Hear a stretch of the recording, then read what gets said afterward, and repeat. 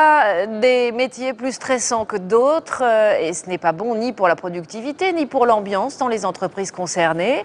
Certains PDG ont décidé de prendre le taureau par les cornes et pour détendre leurs salariés, ils leur offrent des jeux de bureau, avions télécommandés ou missiles en mousse. Marie-Pierre Cassignat, Guillaume Michel. Attention, ils débarquent dans nos bureaux. Ici ça bosse, mais l'attaque est imminente. Contrairement aux apparences, les salariés de cette start-up sont en plein travail. Meurs, stagiaire! Bataille d'élastique pour les commerciaux, guerre de missiles chez les graphistes. Ici, c'est même le patron qui achète les jeux. C'est un avantage de fédérer les équipes, de créer une cohésion.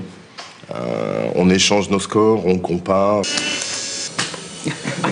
Une fois de temps en temps, on tire sur ses collègues, juste pour détendre un peu l'atmosphère. On appelle ça des executive toys, traduisez jeux de bureau, spécialement étudiés pour évacuer son agressivité. Dans un environnement très normé, finalement, il représente une sorte d'espace de liberté, voire de rébellion relativement acceptable. J'envoie des fléchettes sur mon patron et à travers le jeu, je me rebelle.